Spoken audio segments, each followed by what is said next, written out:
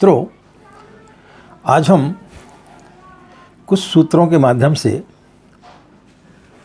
यह बताने के लिए जा रहे हैं कि व्यक्ति को वर्तमान में कैसे जीना चाहिए, वर्तमान में व्यक्ति किस प्रकार से जिए, वर्तमान का सुख किस प्रकार से ले सके। तो यह बड़ा रोचक विषय आज हमने लिया है और इसमें यदि आप शुरू से अंत तक इस वीडियो को सुनेंगे तो निश्चित रूप से आपको इसमें लाभ होगा और इस दिशा में आप निश्चित रूप से प्रयास करेंगे तो आपको सफलता प्राप्त होगी। राधे राधे, जय श्री कृष्णा। नमस्कार, मैं आचार्य पंडित गिरीश बारोलिया। गायत्री महामंत्र। ओम भूर्भुवः स्वः तत्सवितुर्वरेण्यं भर्गो देवस्य धीमहि धियो यो नः प्रचोदयात्। अखण्डमण्डलाकारं व्याप्तं येन चराचरं तत्पदं दर्शितं येन तस्मै श्री गुरवे नमः। तस्मै श्री गुरवे नमः। मित्रों, व्यक्ति आज में जीना कभी नहीं जानता और जब हम वर्तमान में नहीं जीते हैं तो अनेक समस्याओं से घिरे रहते हैं। या तो हम जो बीत गया उसमें जीते हैं या भविष्य के योजनाओं में जीते हैं। लेकिन जिस व्यक्ति ने आज में जीना सीख लिया वह व्यक्ति निश्चित रूप से अपने जीवन को सही तरीके से समझ पाता है। तो आज इन्हीं चीज़ों को लेकर के आज हम आपके लिए विक्रम और बैताल 25 उसके बारे में एक कहानी के माध्यम से आपको समझाने के लिए जा रहे हैं कि किस प्रकार से व्यक्ति को आज में जीना सीखना चाहिए। हमारे ऋषि मुनियों ने अनेकों ग्रंथ लिखे हैं।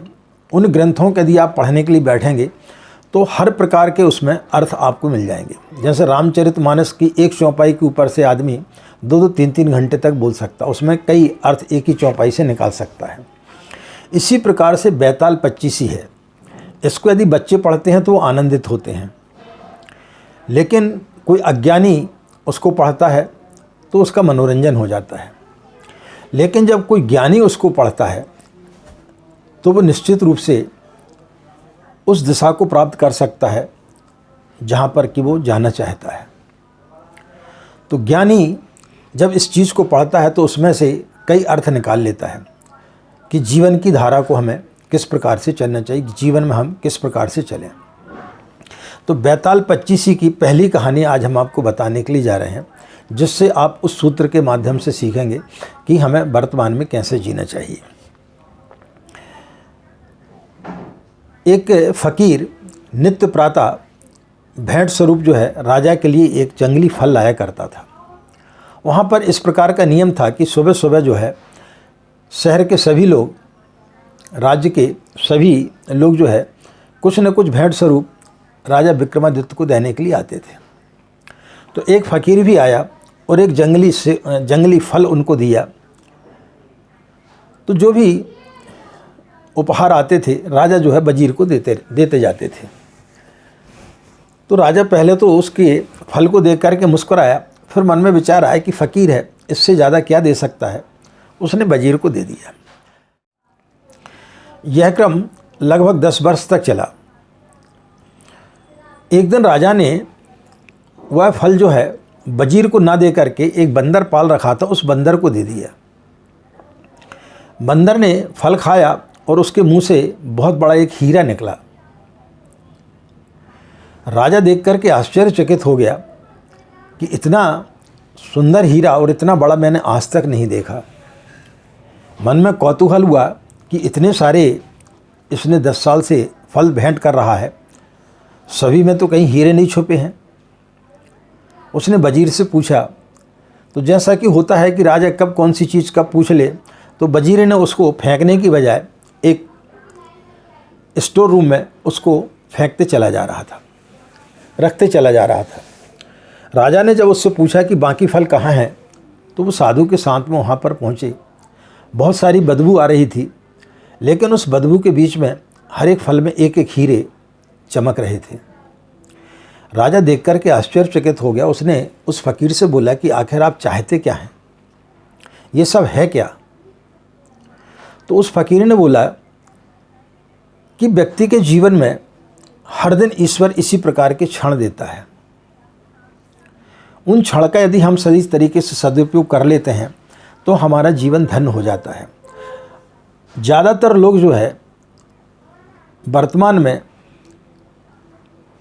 अपनी चीज़ों को इसी तरीके से फेंकते हुए चले जाते हैं, अपनी खुशियों को इसी तरीके से नष्ट करते हुए चले जाते हैं।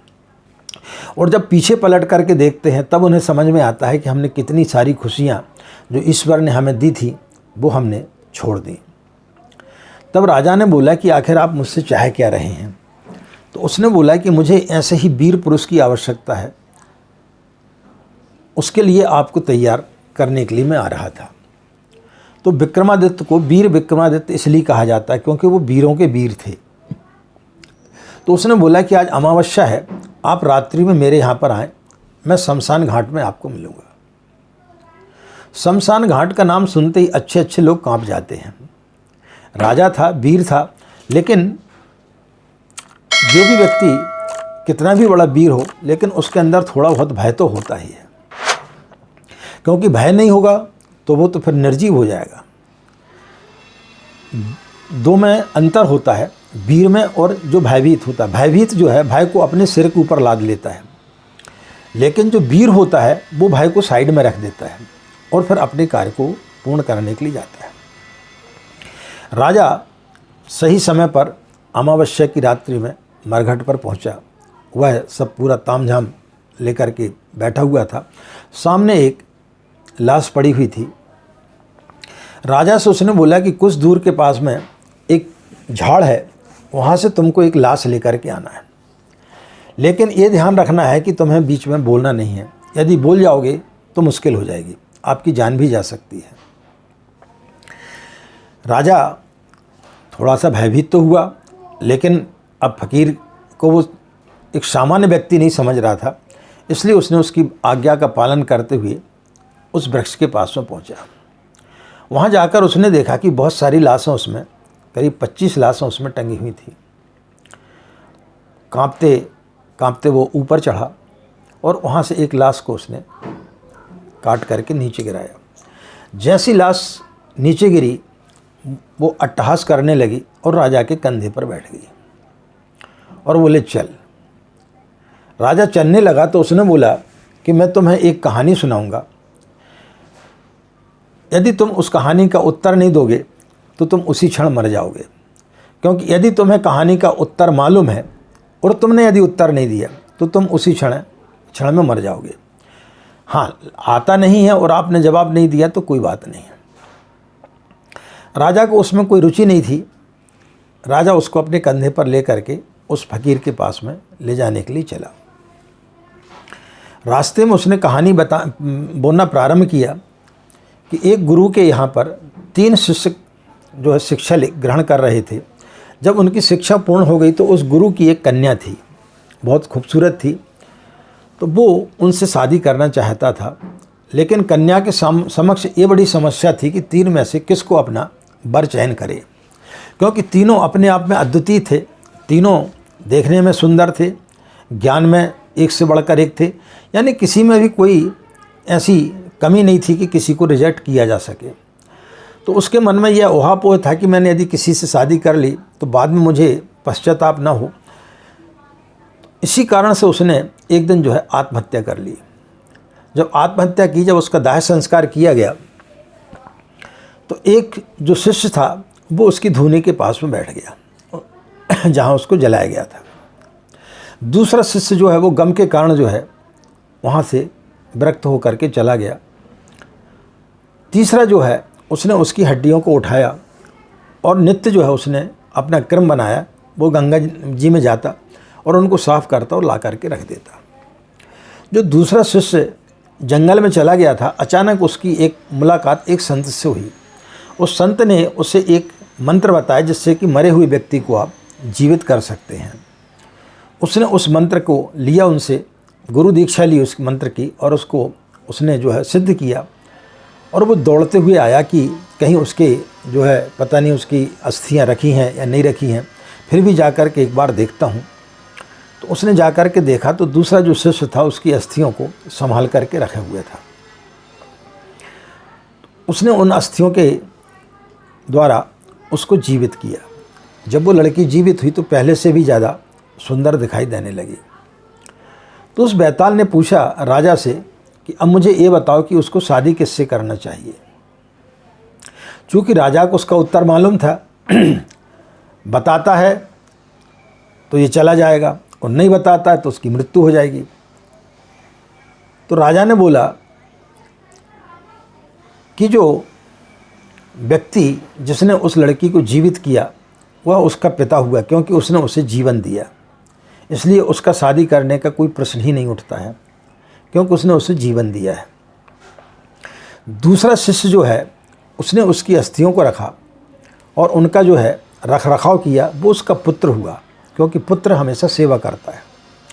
तीसरा जो शिष्य है जो उसकी चिता के पास में बैठा रहा, वह सही प्रेमी है, वो उसके इंतज़ार करता रहा, इसलिए उसको तीसरे शिष्य के साथ शादी करना चाहिए। उसका सही उत्तर पा करके बैताल चला गया। इस प्रकार से उस रात्रि में 25 बार होता है और 25वीं बार जा कर के वो उस स्थिति को प्राप्त होता है राजा कि फिर उसके लिए कोई सुध नहीं रहती है, और फिर वो 25वीं जो लाश है उसको लेकर के उस फकीर के पास में पहुंचता है। ऐसी 25 कहानियाँ हैं, 25 बार उसको रात में करना पड़ता है। तो मित्रों, इस सूत्र से, इस कहानी से यही हमको समझ में आता है कि जिस दिन व्यक्ति होशपूर्वक जीने लगे, जब हम होशपूर्वक जीने लगते हैं तब फिर हम वर्तमान में जीने सीख सकते हैं। यदि व्यक्ति को जीवन में होश ना हो तो फिर उसकी ज़िंदगी ऐसे ही चूक जाती है। इसलिए व्यक्ति को होशपूर्वक जीना चाहिए, और जिस दिन हम आज में जीना सीख लेंगे तो फिर निश्चित रूप से हमारा बाकी का जीवन जो है वो मधुर हो जाएगा, क्योंकि व्यक्ति की ज़िंदगी जो है वो आज की ही होती है। जो चला गया वो वापस आता नहीं है, जो आने वाला उसके बारे में किसी को पता नहीं है कि कल क्या होने वाला है। कल कभी आता नहीं, जब भी आता है आज का स्वरूप ही लेकर के आता है। तो जब भी व्यक्ति की मृत्यु होती आज में ही होती है, कल में कभी किसी की मृत्यु होते देखा है क्या?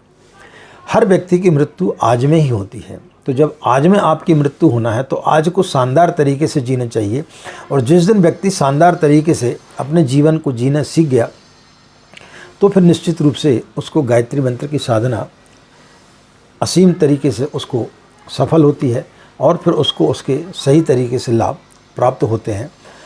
तो आशा मित्रों, इस बैताल 25 की कहानी के माध्यम से, क्योंकि कहानियाँ भले कैसे भी हो, लेकिन इनका यदि आप अर्थ निकालना चाहें तो जैसे बच्चा भी अर्थ निकाल लेता है, वो प्रसन्न हो जाता है पढ़ करके।